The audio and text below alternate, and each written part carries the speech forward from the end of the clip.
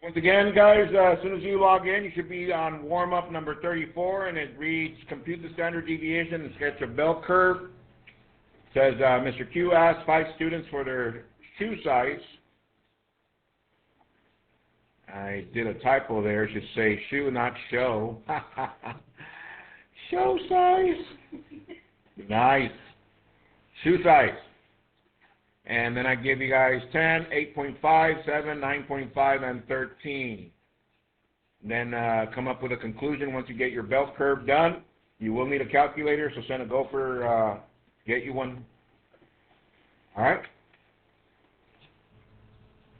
So I'm going to go over this one just for the sake of our visitor so you can be caught up in regards to what we're doing with standard deviation. But I'm going to ask somebody to get me started. How about them apples? Let's go. How about get us started? Matthew. Give me a second. Let me get my cursor going. All right, so we got our bell curve. We need our mean. What'd you get for your mean, Matthew? Approximately 9.6.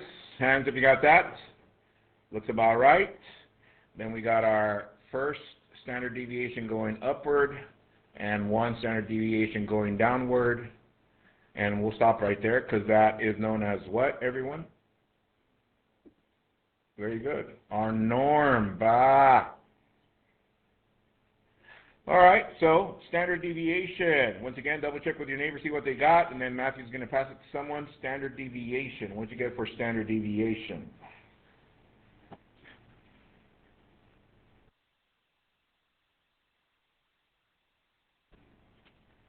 All right, Matthew, pass someone. Noah. Standard deviation is 1.98. Some of you rounded up to 2. No. I said from now on, give me at least 2 decimal places. People, bah. 2 decimal places. Hands if you got 1.98. All right. So that leaves us with, this is at 10, that's 11.58. Yeah? Is that correct? Let's go. What calculator? Come on. And then we got, this is going to be a tough one. 7 point something. Yeah. 7.62. Yeah. Let's go. Let's go. Hands have got something like that. Conclusion. We need a conclusion. So I'll tell you your conclusion, and then Noah's going to pass to someone. Conclusion. Remember, the problem was Mr. Q asked 5 students for their shoe size. We got 10, 8.5, 7, 9.5, and 13. What is your conclusion? All right, Noah, pass someone.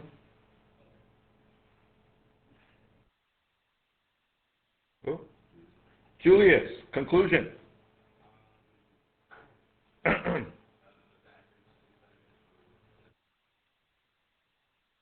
The norm shoe size is from 7.62 to 11.58, comma,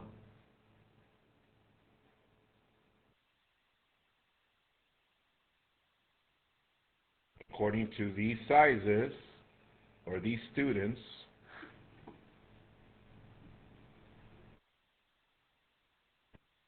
Hannah, help them out. According to these sizes, and this, yeah, Julius was right. The shoe size norm is 7.62 to 11.58. Therefore,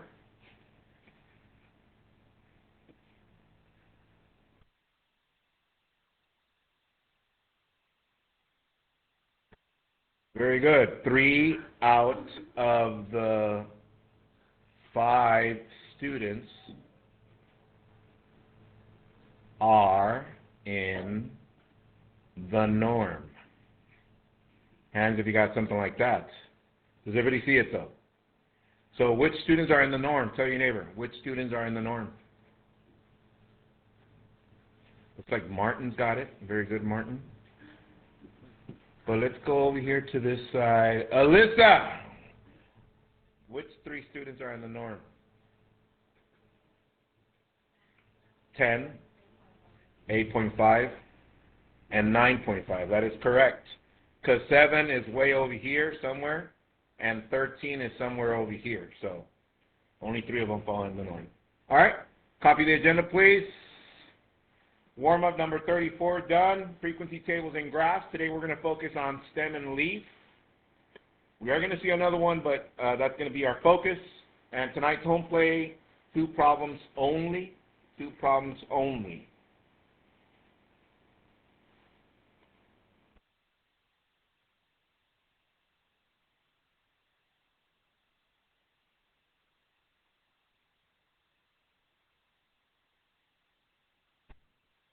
Sure you get a Cornell note ready. Today's going to go super fast. Just, stay focused.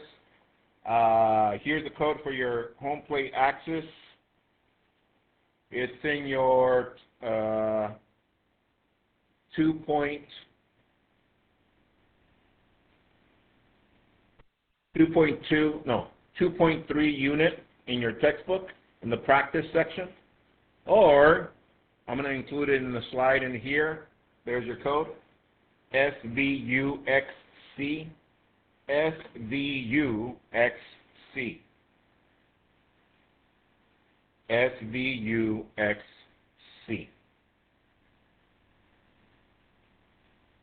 All right? All right, so tonight's home plate is going to look something like this. Woo! Let's go, Julius. We got this. All right? All right, so get a Cornell note ready. Our objective for today, I can represent raw data into frequency tables and graphs. I can represent raw data into frequency tables and graphs.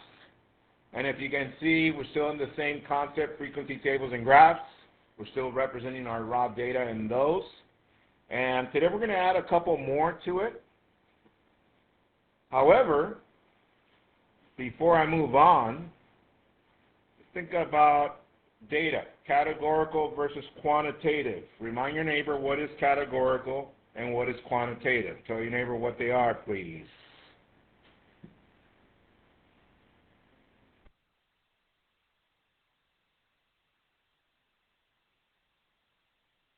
All right, type it in on your screen, please. What is each? Categorical versus quantitative. Type me your answers. 10, 9, 8, 7, 6, 5, 4, 3, 2, 1. Here's one from one of your colleagues on your screen. And once again, categorical cannot be expressed with numbers. Quantitative can be expressed with numbers. Okay, good, yes. All right, frequency tables. Remind your neighbor a definition for frequency tables so we can get back into this. In your own words, what are frequency tables?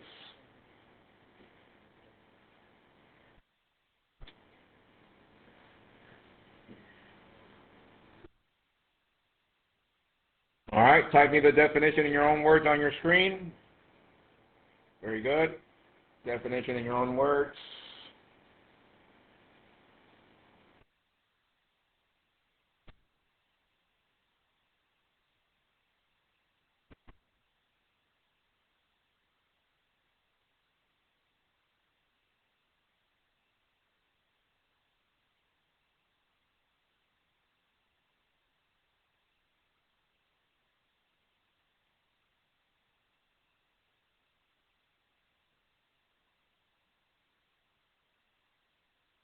All right, thank you. So it should look something like this. Yeah, tables used to organize information that show how often data occurs. Okay, So we're getting back at frequency tables. We already saw the different distributions that we covered last week. You guys did a pop parte, you did your posters, you did a video, and then you did a pop parte by yourself. So brings us here. Look up, please. Graphs. We started with these three: histogram, frequency, polygon, and ogive. Yes? From there, we moved on to these: bar, pi, time series, and Pareto. I left you guys a video to introduce that. Today, we're going to focus on two more: dot plot, which I already did an introduction to that some time back, but now we're going to use we're going to use the dot plot with more raw data, and then we're going to move on to stem and leaf, and that's going to be our focus for today. So to get us started, we're going to do a couple with dot plots. So copy example number 5 on your paper. Just the words. You don't need to copy the raw data, just the words. Example 5 reads, age of football players. The data shows the ages of the football players of the New England Patriots in 2012. Construct a dot plot for the data and comment on the distribution. In other words, they want a conclusion from your observation. So once again, write the problem out. You don't need to write down the raw data. I'm going to send you that to your screen. So like that we can cross out numbers and so on and so forth. Give you some time. Copy. All right, here we go. So, dot plot. Let's do a number line. Remember, dot plots start with one number line, yeah? Okay. However, since we have now a lot of raw data, we need to figure out how we're going to scale this. So let me pause the music in the back. Look through the data. These are ages. And talk to your neighbor. Let them know how would you scale this and what number shall we start with. Talk to your neighbor. How would you scale this and what number shall we start with?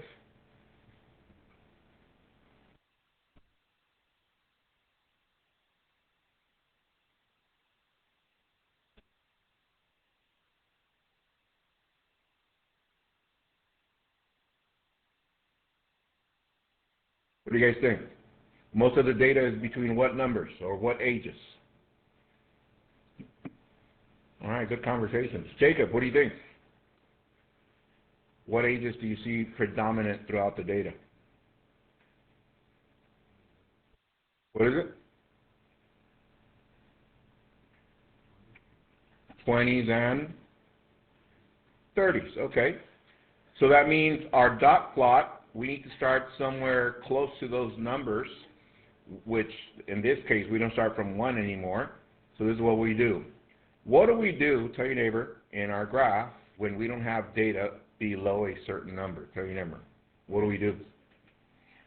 That's true. So do the squiggly. There it is. And we're going to start with 20. And just for the sake of getting all the numbers close enough, let's do by ones after 20. So we're going to do 1, 2, 3, 4, 5. I'm just going to show the 25. 1, 2, 3, 4, 5. 1, 2, 3, 4, 5. 1, 2, 3, 4, 5. All right. So now that we scaled our number line, let's get started. 20. Are there any 20s? Let's see.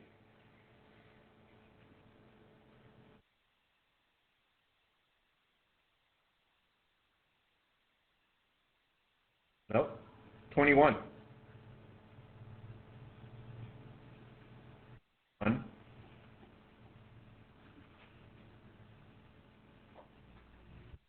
I'm going to use, how about we use just points?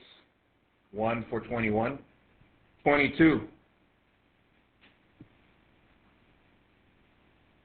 1.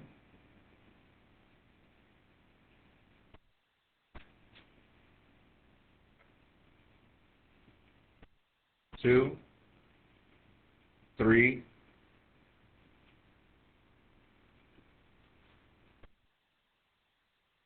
All right, I started that for you, so you continue. Use the screen to start crossing out numbers. I'll give you guys some time. Go. All right, for the sake of time, look up to the screen. You should be something like this. Double check your graphs. Hands if you got something like that. All right, so by looking at that graph, talk it over to your neighbor, and keep in mind the context. It says ages of football players. Ages of football players. Look at the graph. Say, neighbor, what conclusion would you come up with according to that graph? What conclusion? Talk with your neighbor. Give him your conclusion, please. What conclusion can you come up with? Then Julius is going to pass it to someone. Oh, wait, I think it was Jacob the last one, right? Jacob? Yeah? All right.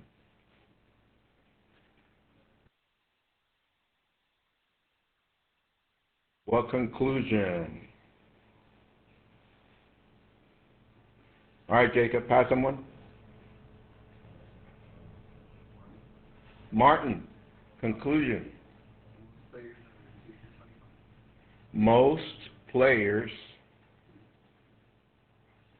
are the age of 25. Okay. However, in general, think about it. Look at it. How can you generalize this for all football players in the NFL? Think about it. Look at the spread. And I'm talking about where we started at 20, where we ended at 40. What would be a general conclusion for all football players in the NFL? Tell your neighbor, what would be a general conclusion? Then Martin's going to pass someone.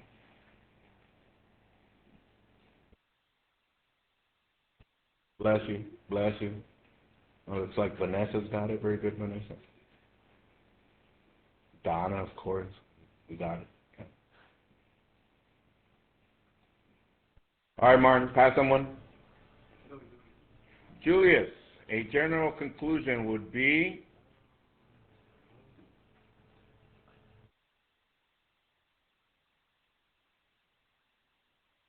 most football player careers span from 20 to 30 years of age, which is how many years in the league, guys? About 10 years. That's the most a football player can span on average in the league. And guys, and I can tell you this, like with those 10 years, some take a beating, and by their 40s, they start seeing that in some of their, physical. So something to keep in mind, especially some of y'all football players. All right, from 1 to 5, I'll come to bar you with dot plots. Dot plots. Yeah, we got this, right? All right. All right, send me your notes, please. Let me send you the screen. Oh, you actually, it's on your screen. Send me your notes.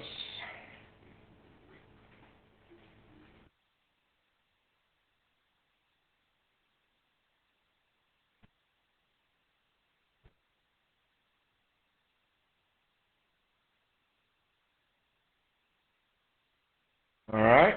Here goes another example. I'm not going to have you do one of these, but it's another way of representing dot plots. And here's the situation.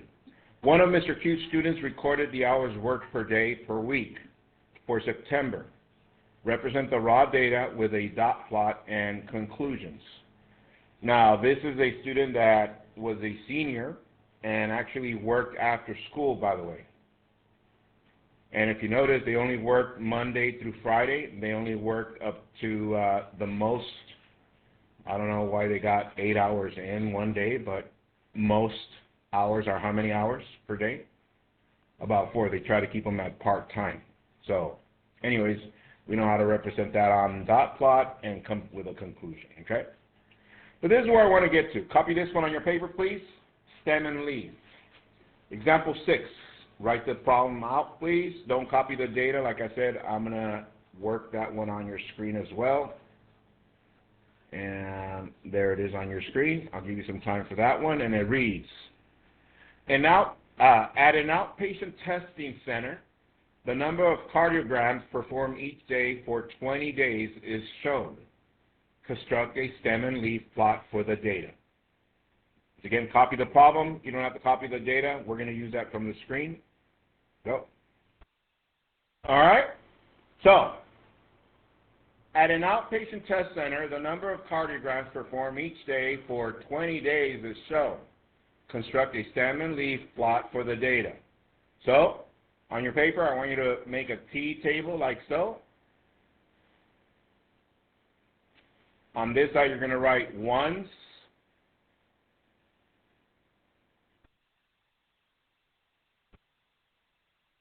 On this side, you're going to write tens.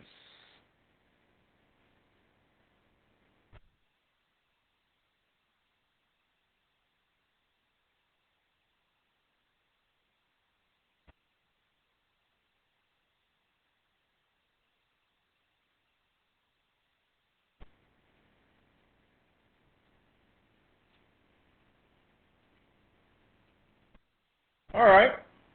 So by looking at this, how many numbers do we have with ones? Only one. And the rest of them are what? In tens. Is that correct? All right.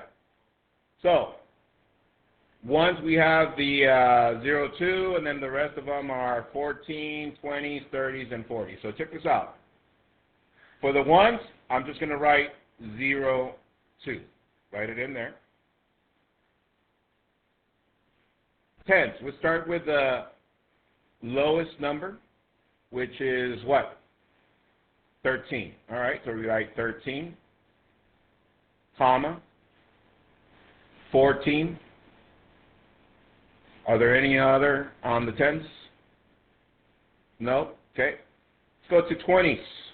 So we're done with 13 and 14. We got 20 right here. Comma. Let's go by rows. This is 25. Doesn't matter if it's not in order. 20. We got 23. 30s. Let's go to the, oh. Did I get this 25? Yeah? Okay. 30s. We got 36, 32, 31.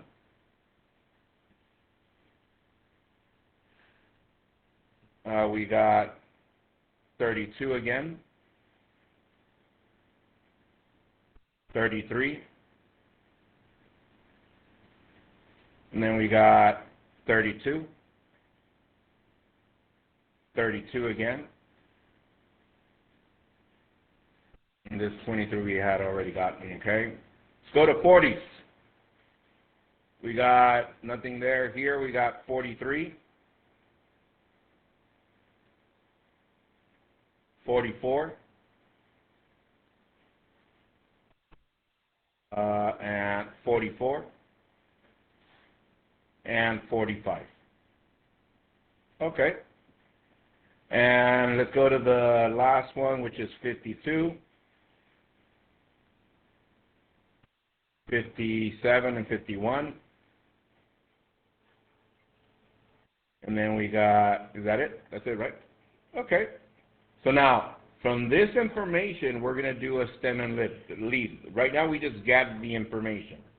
And the reason I did this, so you guys can see how to lay it out on a stem and leaf. Now, stem and leaf is known because you start with a stem, kind of like a plant. Here's a, you know how plants have a stem first? It grows a little vine, and then you have the leaves going off of it. Okay, so check this out. So I'm going to start at the 0 place. What was the number that we found at the 0 place? 2. So you write the 2 on this side. Copy that, please.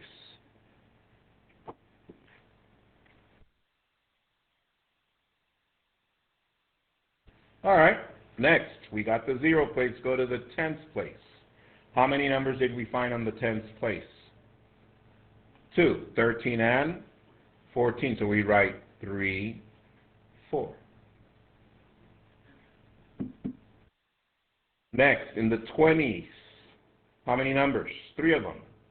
20, 23, and 25. So we do 20, 23, and 25. Is everybody following? And notice that it's in ascending order, yes? Next one, 30. Start with the lowest one, which is 31. Then 32. How many 32s? We got 1, 2, 3, 4. 1, 2, 3, 4. And then we got a 33 and a 36.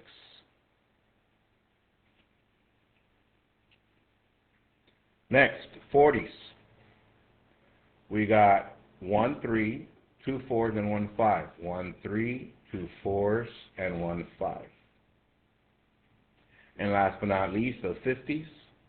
We got 51, 52, and 57. Label this one stem and leaf. Not this one. This is our stem and leaf. All right? So, before we move on, for you to do one, we're going to do another one together just to make sure we got stem and leaf. Talk to your neighbor, let them know what is so specific about stem and leaf. Somehow, how you order it. Let's say they weren't here. Explain to them how to build a stem and leaf, please.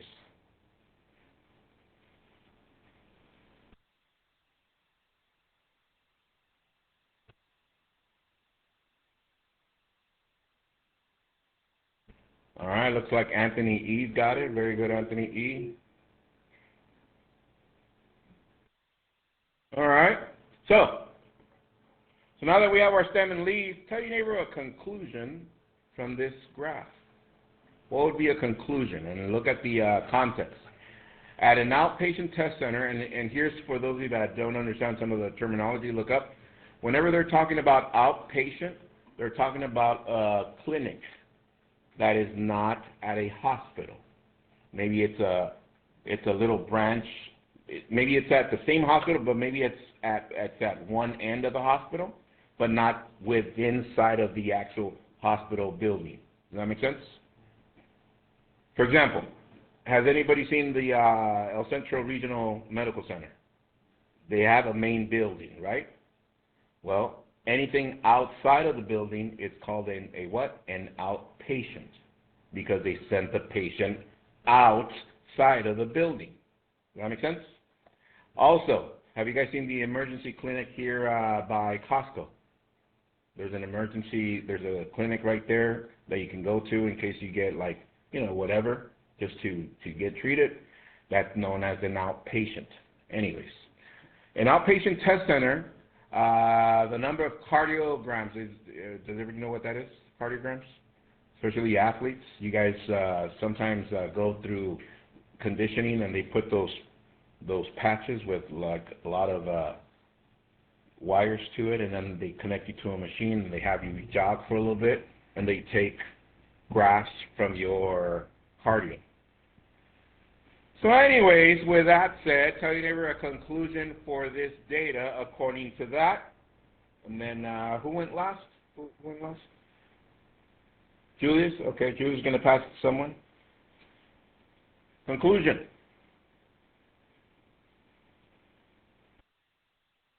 All right, pass on, Julius. Martin.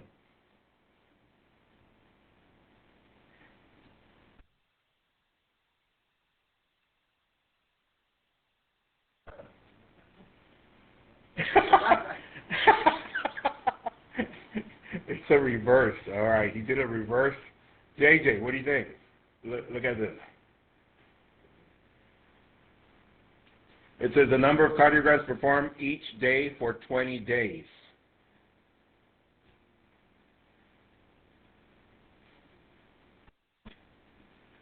It's not 3, it's 30, yes.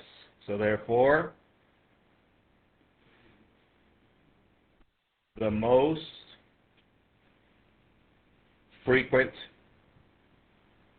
amount of cardiograms a day were in the 30s. How about that? Yeah. Because that's the one that has the most. All right? 10Q. All right? Before we do one together, from 1 to 5, how comfortable are you with stem and leaves? 5, 5, 5, 4. It's okay. All right. Send me your notes, please, before we do the next one together.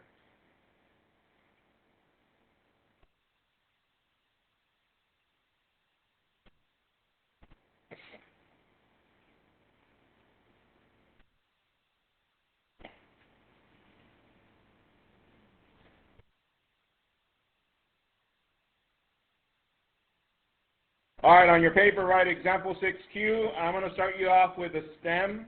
Here it is. For this one, we're not going to make a table. I just made a table for the previous one so you can see how the different numbers that were on the graph and then how we're going to get our stem going. So here's our stem.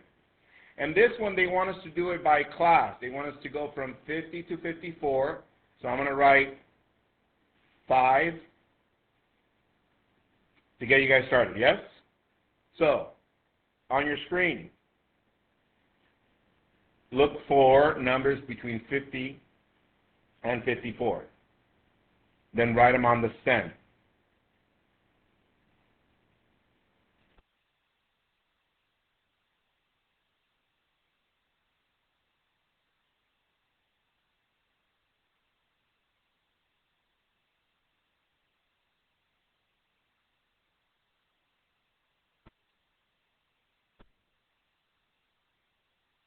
All right?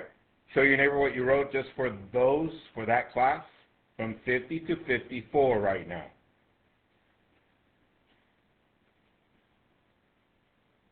So as you're sharing with your neighbor, I see 52, I see 51, I see 53, I see 51, I see 50, and that's it. Is that correct? I missed another one? Where? Yeah, I did that to see if you were paying attention. All right, tell me what to write here for my leaves. And JJ went last, so JJ, pass someone. Martin, give me numbers. 0, 1, 1,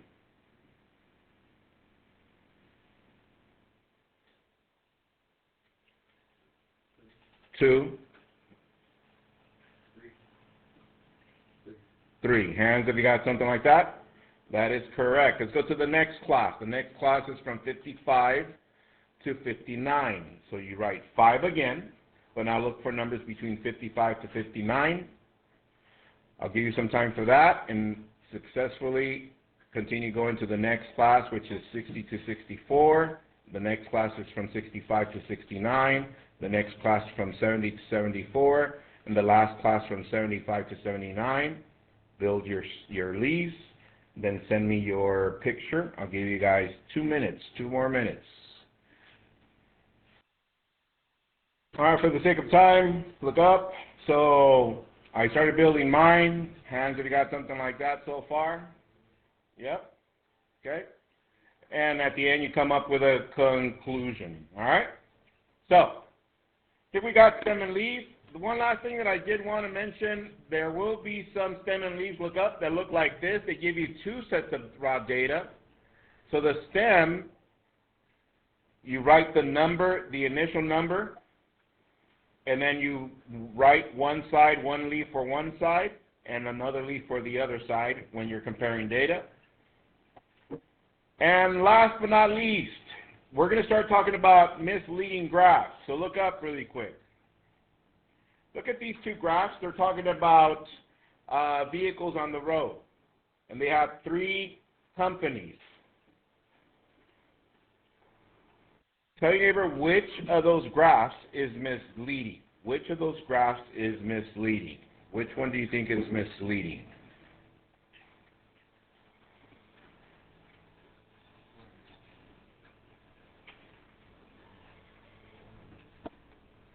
The one on the right, not really, because this is actually giving you the numbers. Hold on. Actually giving you numbers in 20s all the way to 100. However, this one that they try to zoom in as much as they can, making it seem like this company is the smallest, like by a long shot, where it's only 1, 2, 3 units difference. Does that make sense? All right, have a good one, guys. Enjoy your home plate. See you guys tomorrow. Bye.